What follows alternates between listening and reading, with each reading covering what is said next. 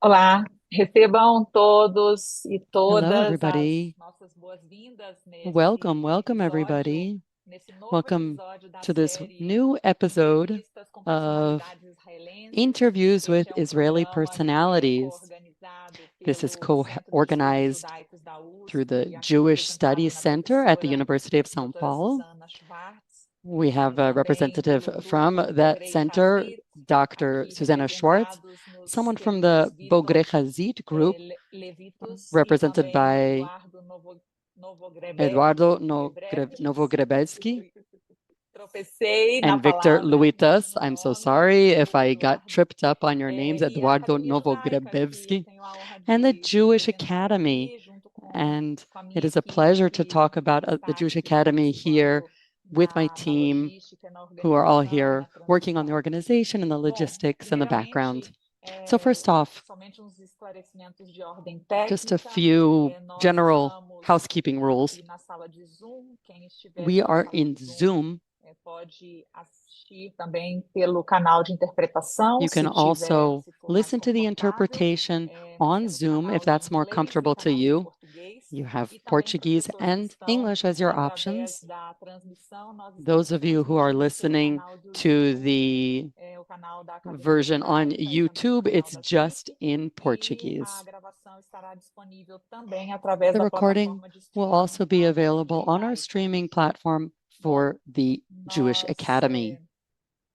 nessa ocasião nós temos aqui, nós já tivemos nos encontros anteriores, In nós já earlier tivemos meetings, como we've convidados Doniel had Hartmann, wonderful Yossi Klein guests, Halevi, Daniel também Hartman, estivemos Yossi conosco Klein Rachel Halevi, Elior, Zeev Rachel Begin, Elior, Zeev Begin, Hanor Ben-Pazi, Manuel Hanoch Trachtenberg, Ben-Pazi, ou Manuel seja, Trachtenberg, personalidades que já passaram por wonderful aqui, people who trouxeram, have compartilharam conosco shared suas with us visões their a views respeito on different dos seus topics temas, and different topics dos related seus temas to específicos. Israeli and Israeli society. Eduardo, obrigada.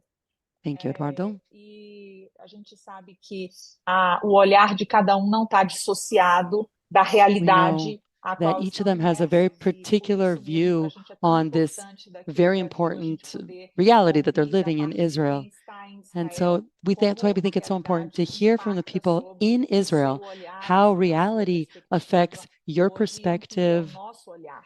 and how it Nessa broadens ocasião, our a gente tem uma perspective. convidada muito especial, a We have a very professora doutora special Karma guest Ben-Johanan, today, que é Dr. Karma pesquisadora da Ben-Johanan. Faculdade de She is Humanidades a e professora researcher at sênior the da Universidade Humanities Hebraica de School of Jerusalém. Humanities and A senior professor doutora at the Hebrew University Ben-Johanan in é Jerusalem. autora de Dr. vários livros, Ben-Yohanan e entre is the eles author of a destaca number of um books, one renomado, that is very well Jacob's known, Younger Brother, Jacob's younger Christian-Jewish brother, Relations After Christian-Jewish Vatican Relations II. after the E Second nesse livro Vatican. ela aborda a dinâmica da evolução das And relações she judaico-cristãs, que addresses são the mapeadas dynamics of pela Jewish-Christian da relationships and temática the que ela evolution of vai nos trazer Jewish-Christian hoje. relationships. This is just A a doutora very high-level Karma, understanding of what she vai will ser talk about today. entrevistada também Dr. por Karma duas Ben-Yohanan will also personalidades do be mundo interviewed acadêmico today brasileiro by e two judaico aqui no academics Brasil. here in E Brazil. são elas a professora doutora Marta One Topel, is que é Dr. Marta antropóloga, Topel. She's an professora de anthropologist, a Sociedade professor Israelense of na Faculdade de Israeli Filosofia, society Letras e at Ciências the Humanas da Philosophy, USP, Letters, and autora Humanities de vários School at the livros, University of entre São eles Paulo. She's also the Ortodoxia author of a number Judaica of e seus books, descendentes, including Jerusalém e São Orthodox Paulo, a Judaism nova and política Descendants, judaica em cena, Jerusalem and São e Paulo, New o Jewish sagrado e impuro no Orthodoxy, judaísmo, lei, and comida e the identidade, foi Sacred and the publicado em Impure in 2022 Judaism. pela editora Telha. And this was E all a published here in Brazil.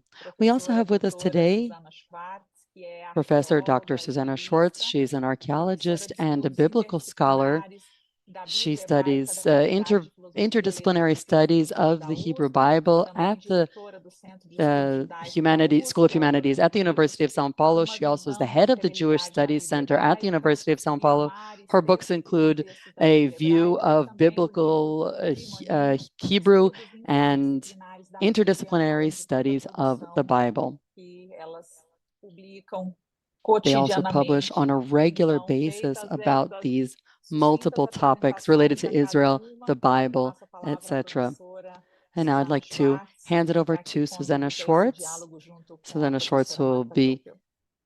heading this dialogue today. mediating it together with Dr. Marta Topel. Thank you so much, Kelita.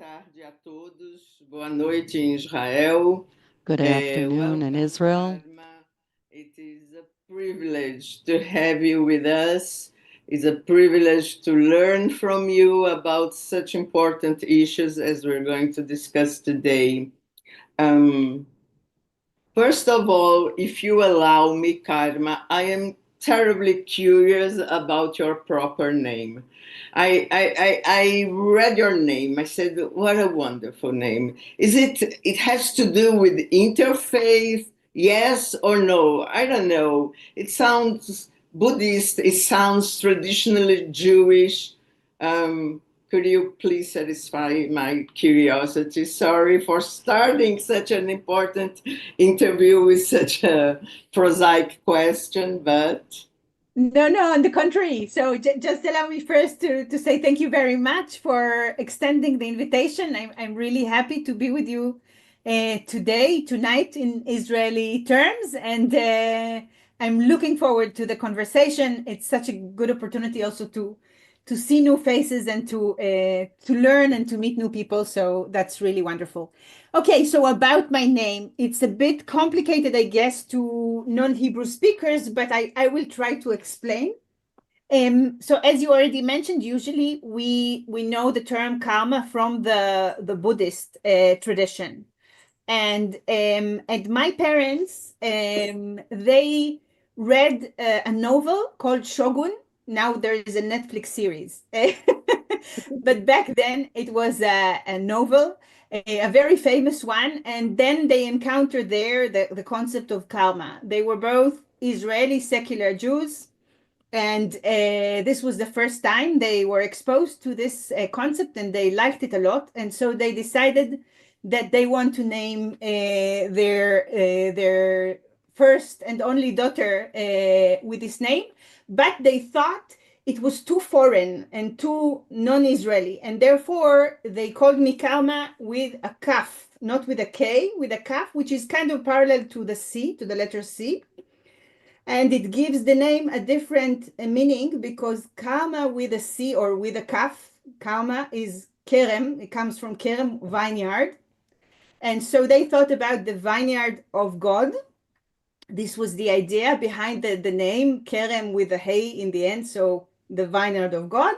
But also with the Buddhist idea. So it was an interfaith concept.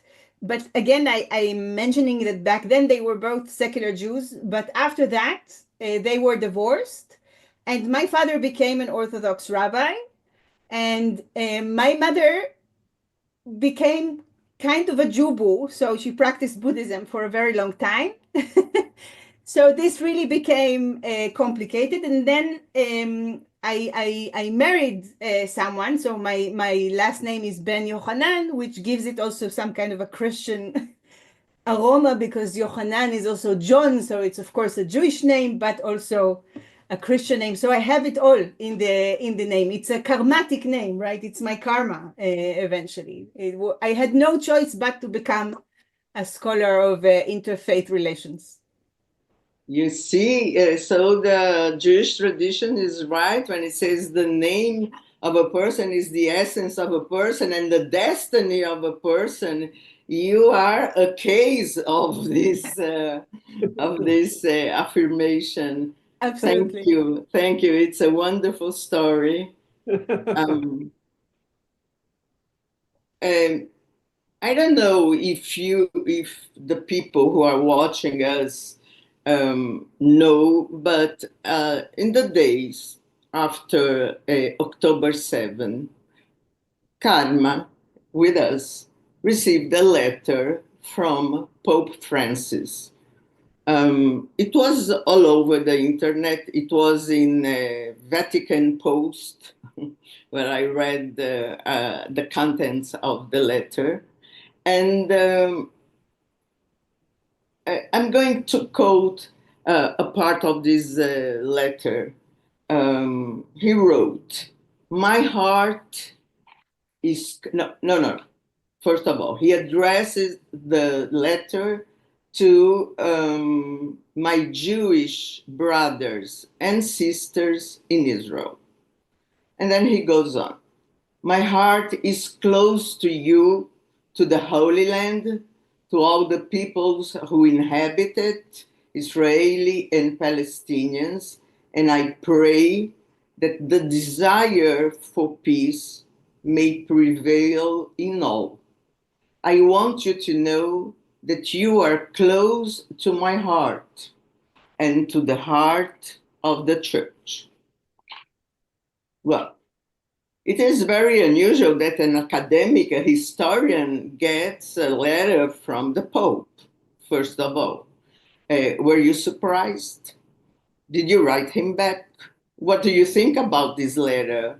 What is the relevance of this letter? Does the Pope, in your opinion, only prays for peace, or does he actually do anything else for peace? Oh, these are many questions. So let's see how I'm going to start. So first of all, well, of course, I was surprised, but it's important to note that a group of Jewish scholars and also activists in Jewish-Christian dialogue formulated a letter 3 months beforehand and sent it out. And this letter was formulated very soon after October 7th. It was sometime in November 2023. And it was signed by something like almost 500 scholars and rabbis and interfaith activists all over the world. So it was really a big initiative.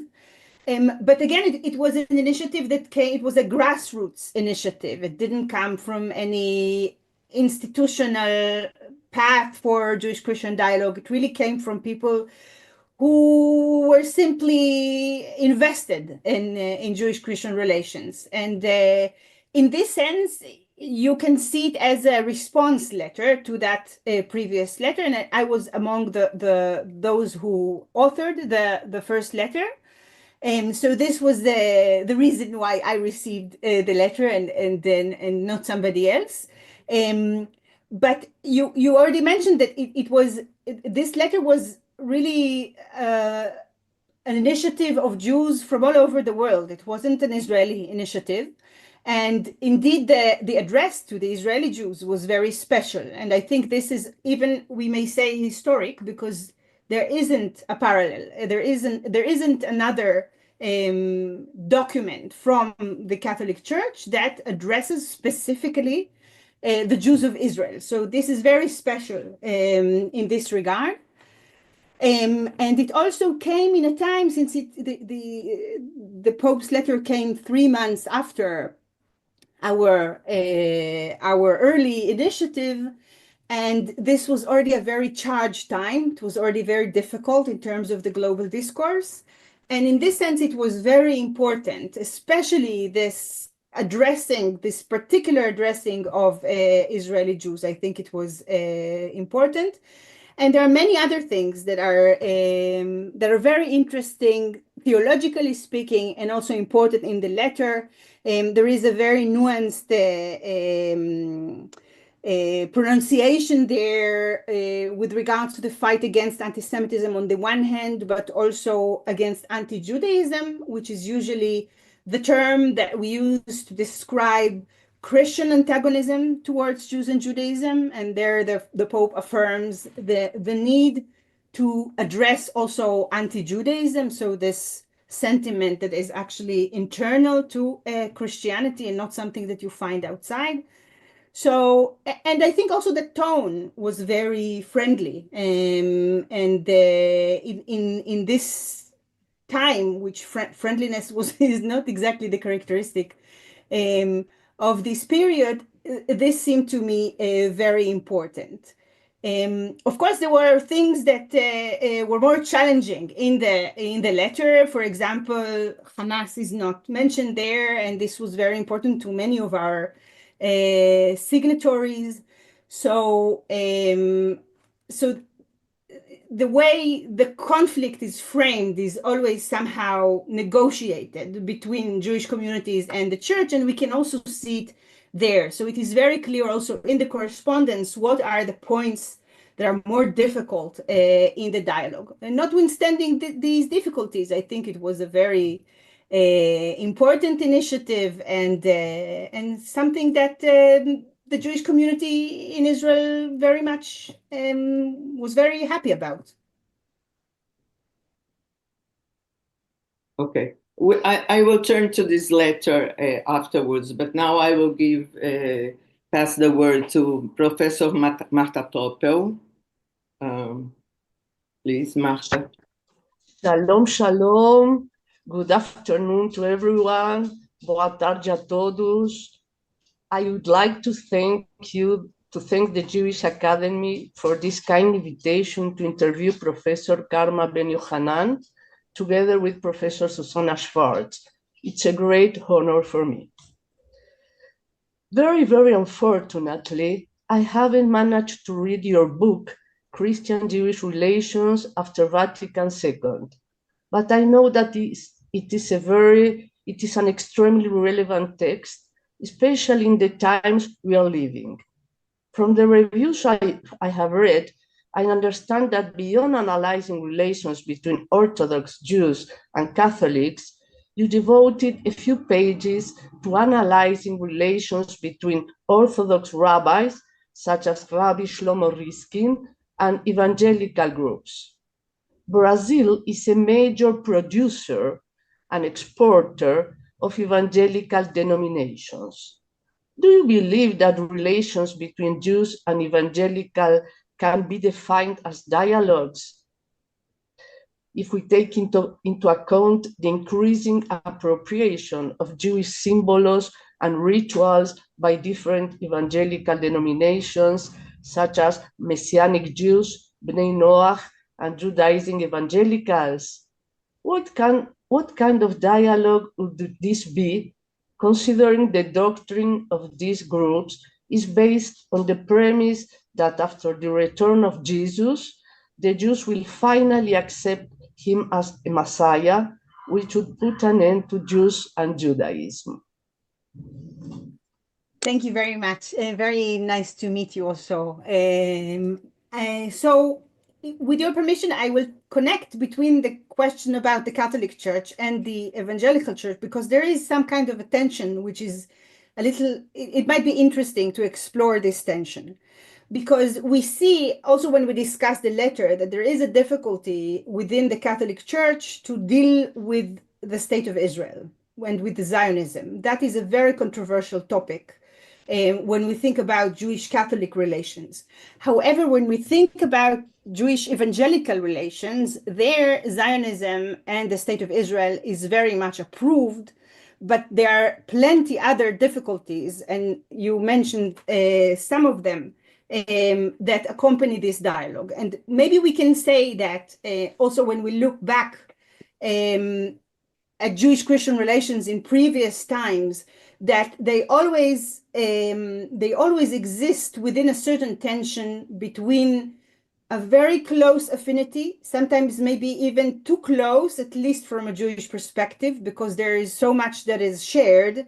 And as you mentioned, this can sometimes cross the boundaries of Jewish identity. But on the other hand, there can be a very strong alienation as well. So it is very hard to find the middle between what we see already in the Church Fathers, for example, as some kind of a negation of Jews as the negative, the opposite of Christianity. And on the other hand, we also see tendencies to see Judaism as very close to oneself. And I think in terms of the relationship between Jews and evangelicals, this goes much more in this direction, in terms of kind of an over-identification. With regards to the question of dialogue, so we forgot how difficult interfaith dialogue is. It became such a prominent theme that everybody professed and is happy about, that we forgot that it starts as a difficult initiative. And in the current state of affairs in the world, where everything is very unstable, interfaith dialogue is very difficult again. So, of course, there are difficulties in the dialogue with groups that formulate their identities differently and also see Jews and Judaism as part of their own identity while not being Jews. But on the other hand, I mean, this is what dialogue is about. It's about speaking with people that are far away from the way one perceives oneself. And if we want to be able to also clarify and negotiate and even polemicize about these issues, then it will probably be worse. So I'm very much a supporter of dialogue, especially with people that see things profoundly differently. I think this is very important, especially for Jews. Okay, thank you very much. I am doing a research with Messianic Jews. I am in Argentina, but also here in Brazil, and I was astonished by the different ways they incorporate Jewish rituals and symbols, and they see themselves as spiritual Israel, and we Jews are carnal Israel, but everybody is Israel. Wow, yeah, so this is very classical also, the big competition and the difficulties between Jews and Christians from at least from the 2nd century, right? From the dialogue with Trypho is exactly when Justin Martyr says that the true Israel is the church, and then the competition over who is really Israel and who is the better Israel as well is accompanying this relationship ever since, and it is always very tormenting. So yeah, I'm kind of sorry to hear that these are still the concepts that we have to deal with, but indeed, as you, I would love to hear more from you about this, because you're surely a better expert than I am about that. But it is disturbing. I can sympathize with that. Thank you very, very much. Marta, you may ask your second question. Okay. Karma, in an article published in Politics and Society magazine in this December 2024, a very touching and sad and challenging one, you criticized the words of Father Newhouse, a friend of yours, about the reason that motivated Israel to counterattack Hamas after the October 7 massacre. How is the Catholic-Jewish dialogue developing in these complex days when it is so difficult to explain Israelis' position? Do you see a regression in mutual understanding between Catholics and Jews? Are you still friends with Father Newhouse? I ask this last question because I know Jews in the diaspora who have lost friends, psychologists, and even partners after the Israeli-Gaza war. So I'm very interested to hear what is your opinion. Thank you. These are tough questions. Yes, I think there is a crisis in Jewish-Christian dialogue. I mean, there's no way to shy away from that. That's serious. And as you mentioned, it is hard to explain Israel's actions. Sometimes I understand that some actions are hard to explain, but I was surprised, like many in the Jewish community, of how difficult it is to even understand the very fact that Israel went on a war after what has happened on October 7th. And it seemed to me that parts of the world were somehow went after this fantasy that wars are no longer part of human life, which is, of course, a very messianic fantasy in a way, and we in Israel experience the fact that this is really it is really a fantasy, and there is no way to avoid violence altogether. But of course, we always have to consider how we can limit and make violence, lessen violence as far as we can. But it seemed to me that this idea, this understanding that violence exists and that one has to protect oneself, this is something that I was surprised to see how absent it was in many intellectual circles, in interfaith circles that I was a member of. And this is definitely what we can also see in this dialogue that I had with Father Neuhaus. So that's tough. I don't think it has changed. I think still, in a way, Israel now symbolizes in the eyes of many in the world some kind of an obstacle to redemption from violence, which is of course, it's very difficult and as an Israeli to experience that. But I know that many in the Jewish community in the world are sharing this experience as well. So this is a controversy that stands between me and between Father Neuhaus. Yes, we are still friends. So on the personal level, we are still in touch and we do many things together. He's coming also to give a talk to my research group actually in 2 weeks.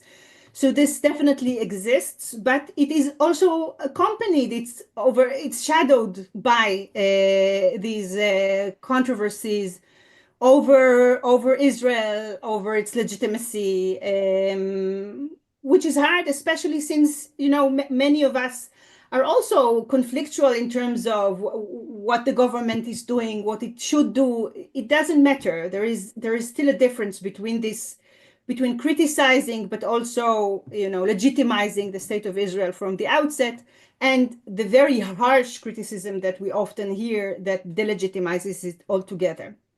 I would also like to add that even though David Neuhaus and I did stay friends, I did lose a bunch of other friends who were very close to me before October 7th, and I would mention in particular a very close Palestinian friend that I had when I lived in Berlin. I used to live in Berlin for a while, and she was really my best friend and my neighbor, and my kids were with her kids all the time.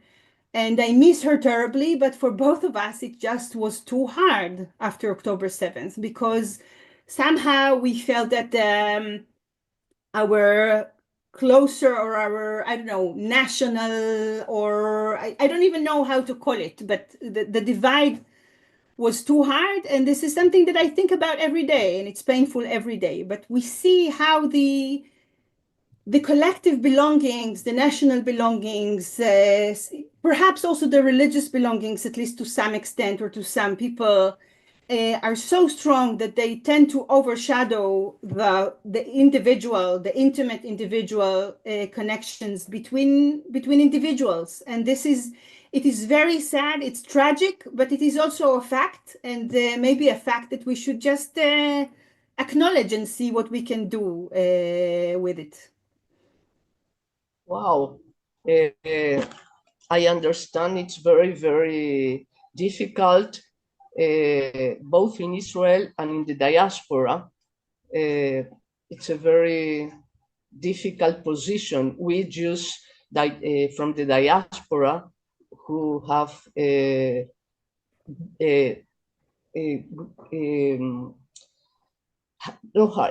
bonds with Israel, we have to face some problems.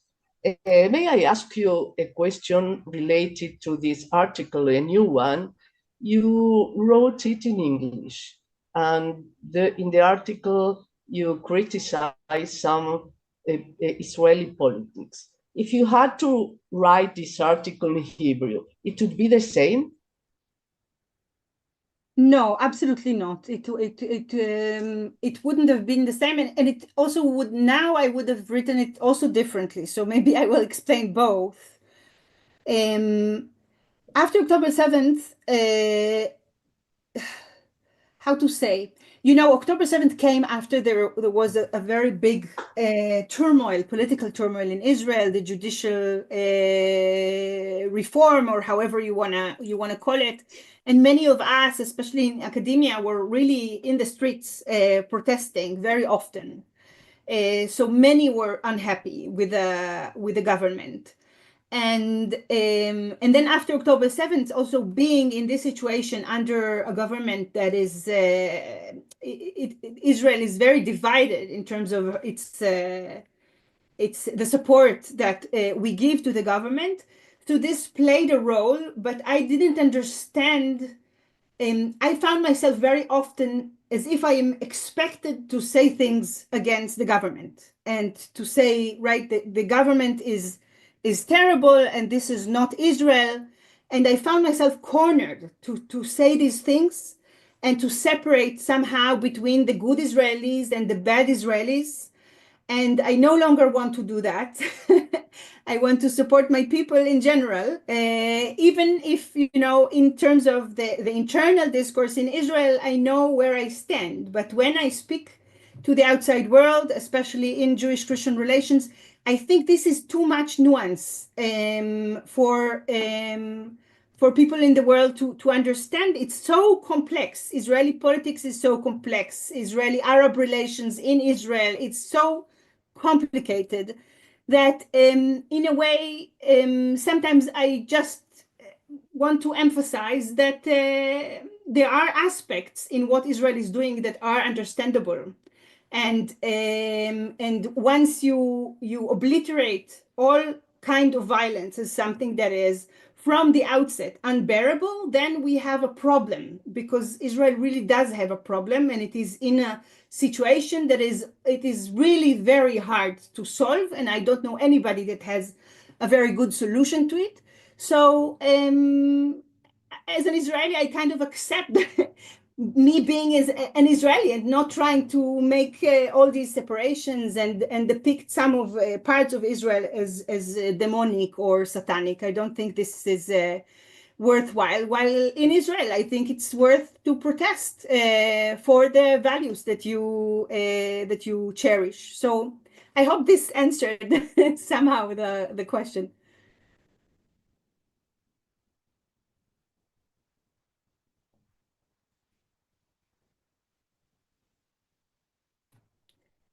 I think you're muted. Do you want to? I'm not muted anymore. Yes, I was muted. We are Thank you very much. An enormous storm here in São Paulo right now. I ask your forgiveness for having my dog Ingale, who is crying and wants to be only in my lap because we have lots of thunders, and Ingale is very spoiled. So Ingale is with us now, okay?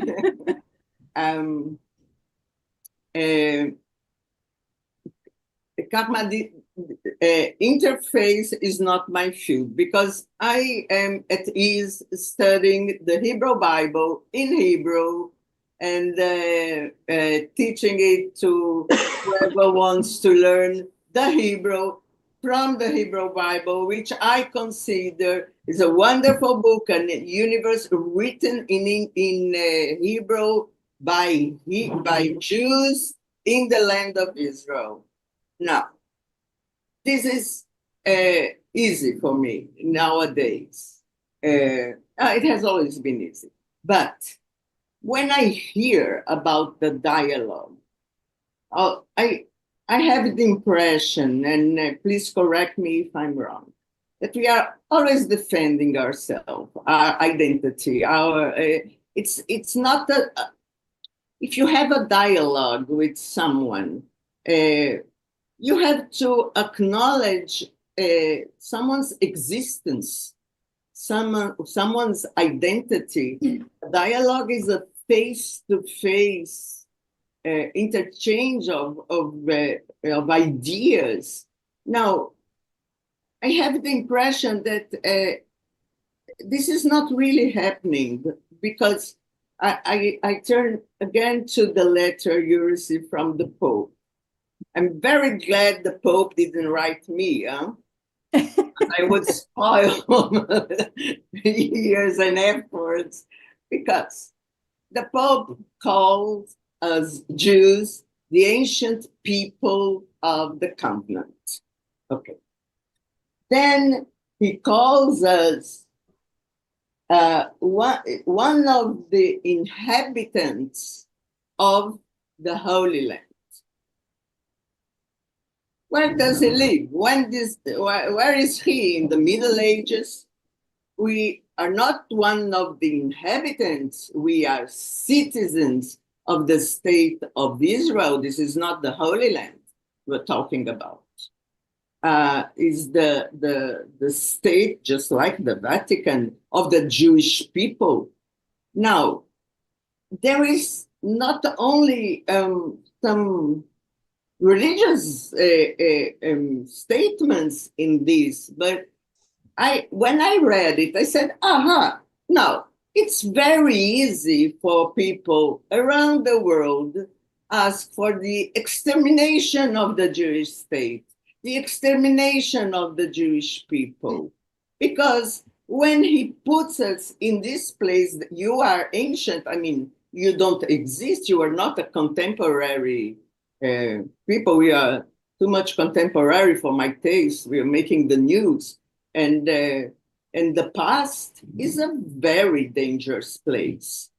It is very dangerous. Now, if you don't have even to read behind the lines to see that these are not religious wording. This is political. This is political. This is very serious. I would say this is, in my view, this is no dialogue at all. Mm. These are hard questions. I think the question of the political and the religious is something that stands between Jews and Catholics very profoundly since the Second Vatican Council in the 1960s. Actually, since much longer ago, but in some kind of a new formulation. And I think for the Pope, I mean, I can't read his mind, of course, but for the Church, the way I studied it, they very much attempted to separate between the political and the religious, and to turn to the Jews only as a religious entity in order to avoid the hot potato of the state of Israel, which was already burning after 48, and certainly after 1967. It became something that polarized the entire Christian world, not only the Catholic Church, because then you had some communities that were very supportive and others that really developed a very sharp and harsh antagonism towards Israel. And so there was a problem with the Vatican after October 7th that they felt that they should not respond to what has happened and to also to the crisis in the Jewish world, because this has a political background. It's a political issue. The war is political, the Israeli-Palestinian conflict is political, and they attempted to separate it in a way that really left the dialogue kind of emptied, because the whole Jewish world is in a crisis and the church does not respond at all. So it's very interesting to hear you saying that the absence of acknowledging the state of Israel and Jews and Israelis as citizens of a Jewish state, that this is actually a politicization of the dialogue, and not because they intended that this would be a religionization of the dialogue and not getting into political issues. And we experience it exactly the opposite, exactly the other way around, because the way the Jews define the relationship between the political and the religious is very different than the way the Catholic Church defines it. And in a way, we always had this problem that Christianity set different terms than Jews in terms of how to arrange this complexity of an identity that is both national, ethnic, religious, everything is piled together in ways that it is very hard to separate.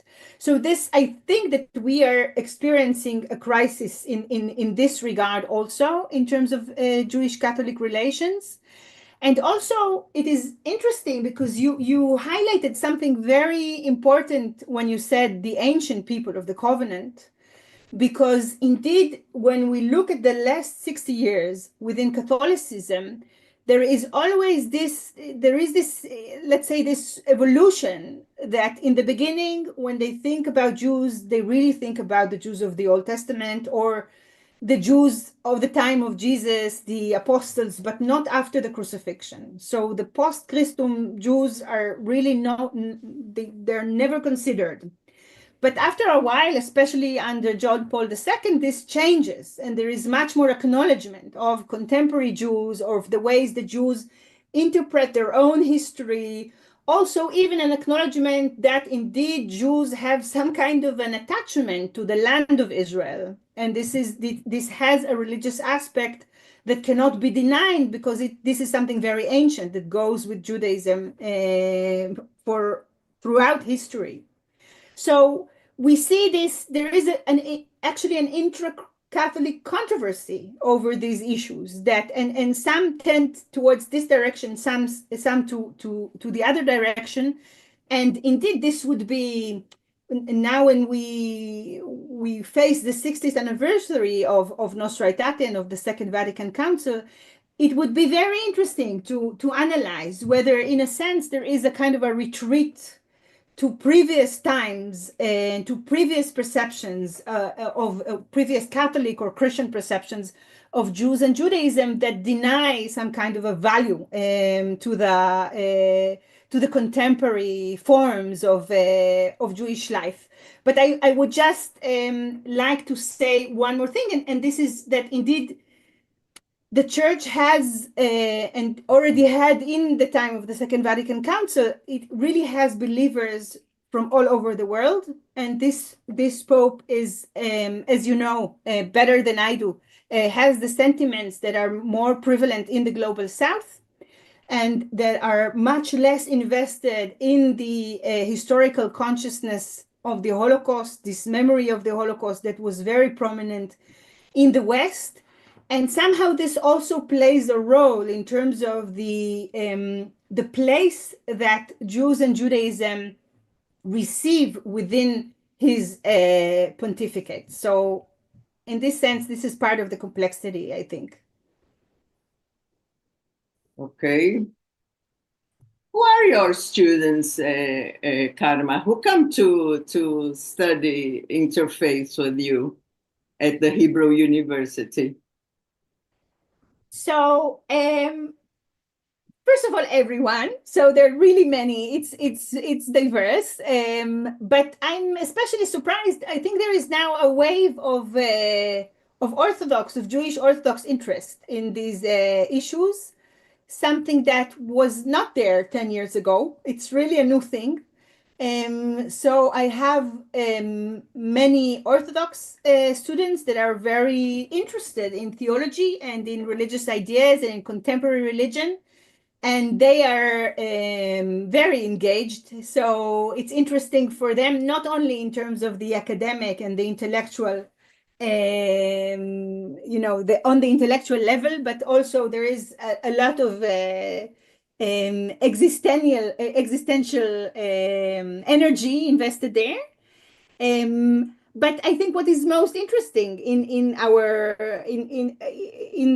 my students in the Hebrew, the community of the Hebrew University is that you have secular Jews and you have religious Jews, and they have different political opinions, and they all come to these questions, and then you see, how complicated they really are because of all these diverse perspectives. So I'm really keen on this setting. I love teaching there. Wonderful. So you live and you teach in Jerusalem. We don't have time. I'm getting the taste of talking to you, but I have to make a last question. would you take us with you in a stroll around Jerusalem, outside the walls of the Hebrew University, the protection of the academy, and through the walls of the old city where we have all the tribes there. We have Jacob, we have Esau, we have Ishmael. What do you see there, Karma? Is there a gap between what you see and what you teach? Is there a way to reconciliation and respect? Is there conflict? Is religion a force that can pave the path to peace? Can we believe in that in practical life?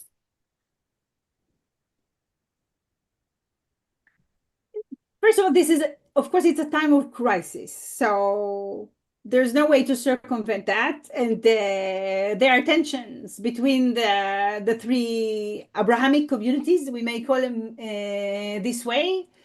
And it's present, and it's very hard to ignore. That's one aspect of the situation, and it's very prominent. But on the other hand, if we do not expect exactly things to behave the way we think about interfaith relations, the liberal setting that we are used to when we look at faith communities, and we just see what is happening on the ground, we see that there are all kinds of relationships that are evolving, all kinds of negotiations, both controversies and friendships, and sometimes they have political alliances, and sometimes they are much more theological and religious and spiritual. So there is everything in Jerusalem. There is really everything. And also religions experience themselves in a very rich way. So it is very hard to reduce each of these religions to kind of one aspect, the radical aspect, for example, because you have everything. And once you have radicalization somewhere, there is also a reaction that it is trying to do things differently. So I would say today, the conflict is being religionized and theologized in many ways. And this is not true only for Judaism, it is certainly true for Islam, but also for Christianity. We often see how Christians also theologize the conflict and use Christian terms in order to understand it, and it's not always helpful. Let's put it this way. But on the other hand, first of all, we know from history that it's not that secularism does not use violence and does not justify violence, and sometimes in a much more horrific way than how religions do that. And maybe if we stop assuming that religion is what produces the problem, but somehow acknowledge religion as a factor that from now on we have to face it. It's part of the deal. It's part of the relationship on the ground, and it is diversified enough to pull the right strings from it that can also be conciliatory and open up new paths for peace that perhaps are not the path that we used to seek, or those that come from, the more political apparatus and the way we activate it. So if we allow religion to be creative, I am sure that we can also explore its beneficial parts and its peaceful parts, those that really can pave new paths. So I'm optimistic about religion. I'm not sure about the conflict, but this we'll have to see. Amen. Amen to all your words. Marta, would you like to ask, we have a few minutes left. You would like to say anything? Okay. Who is the motor of the initiative to have a dialogue with the other part. Because when I did research with Orthodox Jews in Israel, I learned from them that all Gentiles are another, we don't have to think about them.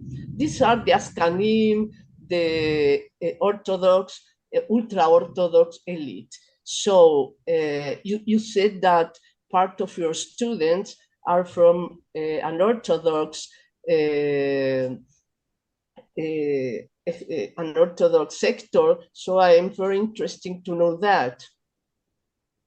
Yeah, so first of all, of course, it was the Christian community that initiated the dialogue, not only with the Jews, but the whole issue of interreligious dialogue was, in the beginning at least, a Christian initiative, and it's only gradually that we see other communities trying to translate the concept of dialogue to their own terms, which is very hard sometimes. And we already, by saying that, we see how much politics and power relations are involved in this project of interfaith relations from the outset. And indeed, as you mentioned, there still is a lot of suspicion, especially from Orthodox Jewish communities, but not only. There is a very hard history, difficult history between Jews and Christians. So it's not surprising that not all the Jews have jumped on the wagon immediately. But I think there is clearly a younger generation now that changes things and that is very interested in Jewish-Christian dialogue. In fact, it's a bit tragic because it's really in the minute where the moment when Christian communities kind of loosen and are no longer so energetic in terms of Jewish-Christian dialogue, that we see these Jewish communities that are now much more eager to engage in dialogue with Christians. So I think there is really a transition here. It has been a very Christian initiative, and many Jews were very reluctant to go ahead with it. And now, in a way, I think it's becoming the other way around, that Christians are much more invested in Christian-Muslim dialogue these days, and we see it in many communities, while many more Jews are becoming interested in the relationship with Christianity and with Christians, especially in the theological aspect of the relationship, which is really a novelty. So I don't know if it's optimistic, because it's both, right? It's both pessimistic and optimistic, but there is definitely a change, and a very interesting one that I'm very happy to accompany. Wonderful. Karma, thank you so very much for being with us. Such a privilege. Thank you. Obrigada a todos que ouviu. Bye, everybody. Thank you, Thank you everybody. so much. It was a pleasure to speak with you. I hope we have more chances in the future. Definitely, definitely. Bye, everybody. Bye-bye. Good Sunday. Yom Rishon Tov. Toda Karma, toda Marta. Ciao.